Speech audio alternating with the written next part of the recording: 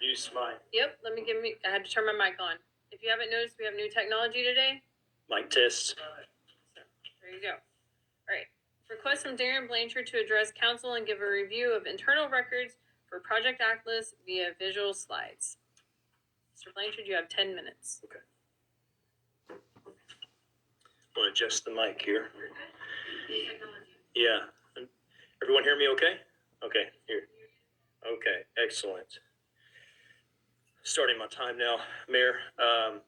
Spoke to the chief before I came up to figure out the computer, asked him if he had plenty of 3-in-1 oil for his handcuffs. So, anyway, I just want to go over some findings I've had with some open records requests through the county and the city. Last month I was here to talk about, an NDA and some questions I had about it, and I have some more information. There's the city's website.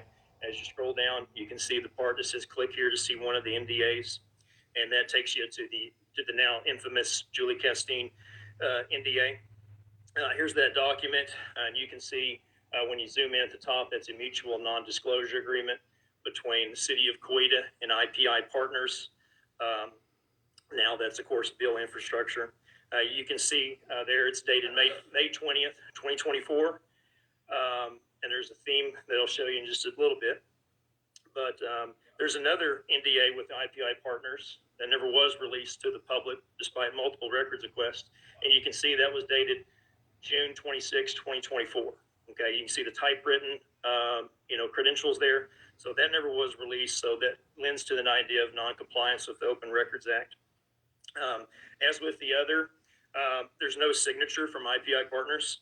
This is incomplete. I was here last month asking the whereabouts of the signed copy, and to my knowledge, we still do not have it. Okay, that speaks to non-compliance. So at the top of that is a mutual non-disclosure agreement. That's not a hard word to understand. I have an email chain dated May 20th, 2024, same date as that original NDA, noting Julie Castine's signed copy would be sent to IPI partners for a fully executed copy, quote unquote. IPI has a fully executed copy. Why does the city not have one? Is this willful neglect on behalf of your city manager? I contend it is, but that's just my opinion. What's not opinion is the city's continued standing of non-compliance with the Open Records Act. You can see here, that's the city of Claremore, people that had me arrested. They have a fully executed copy. So this is proof that the document should be on file with the city. Again, I contend it's willful neglect, and the city fails to comply with the law. Now, at some point, we did receive some more NDAs. Technically, these are confidentiality agreements, but it's basically the same. They're secrecy documents. They were from the mayor and the vice mayor, and both dated September 3rd, 2025. The mayor and the vice mayor are also the city trustees, and to be clear, at least to my knowledge, the other city council members did not sign these documents. That's important. Here's why. There's communication from the Wagner County Economic Development Director, Darla Heller, to the Assistant District Attorney on September 2nd, asking for a review of the document signed the next day by at least two members of this board. I have that communication to present for the record. It's notable the ADA, who is law enforcement, mind you, said this exact document is illegal, saying it runs afoul of the Open Meetings Act and Open Records Act, laws meant to ensure the public's trust. He said the document was tailored for Delaware law, not Oklahoma, not compliant with the law, quote, end quote. He makes clear that any signature would be legally problematic. This should give you great pause moving any further with Project Atlas, given your name is affixed to a document prepared by Bill Infrastructure that is deemed illegal by your local law enforcement. The shenanigans don't stop there. This is a document I obtained from a confidential source, and if it's a proposal for water use, a term sheet with the Rural Water District. If you question the authenticity, then sue me. And in the discovery process, we can compare documents. Now, I recreated this, but to make it more legible, but I want you to take a look at the water capacity table. Oh, excuse me, let me go back. Okay. It's not coming up, I don't think. Okay. Anyway, the water capacity table, you can take my word for it, but The water demand for the construction aspect alone reads 400,000 gallons per day. That seems like a lot, and it is. The amount speaks to construction of an evaporative cooled system, as that design requires significantly more water for construction purposes, given there is more excavation work, mainly for the flow equalization basin, which is listed on the PUD.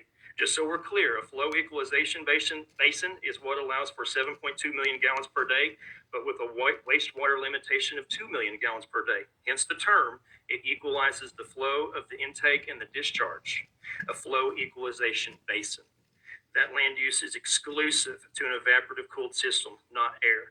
Here's more proof. That's the infrastructure table. You'll see water distribution lines of 12-inch, 18-inch. That speaks to a very large volume of water. If that's not clear enough, look at the 1 million gallon water tank. If you're not using water to cool the internal components, then why do you need a 1 million gallon water storage tank?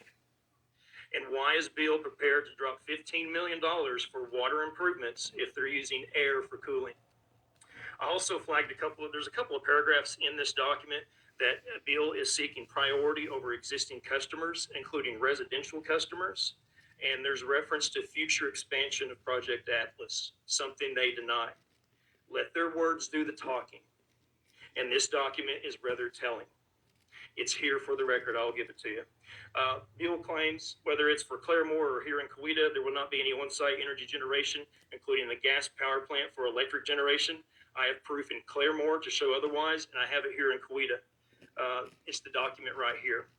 This is a confidentiality agreement, or NDA, between Oklahoma Natural Gas and Beal Infrastructure. Oklahoma Natural Gas has been included in the communications, so if you believe a gas plant is not included with Project Atlas, I could probably sell you a ketchup popsicle if you're wearing white gloves.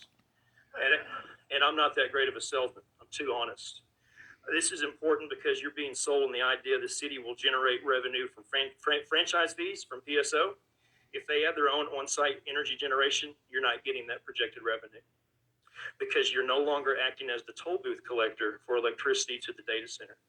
If I can see this, you know your city manager is aware. So why are you being misled? Why is the public being misled? This is heavy industrial use. Emails dated all the way back to 2024 reveal that city officials said the data center would not be consistent with a comprehensive plan. Specifically, Carolyn Back, who's no longer employed by the city, forecasting for that specific site only projects light and medium industrial. Project Atlas claims to be light industrial, but that's fake news. The communications reveal the developer wants building heights far greater than 40 feet, which is what the max amount allowed per code. It doesn't stop there. The intent carries all the way forward to the PUD. There was actually a mistake that was presented, which actually listed the building heights of 75 feet. They actually corrected that and amended it downward. So how do they get around that? Easy. Per Miss Back, they just rezone the land. Once the city council rezones the land, apply for a variance from the Board of Adjustments. That means you, city council, don't have a say in the building height. They will simply bypass you and your decision-making authority.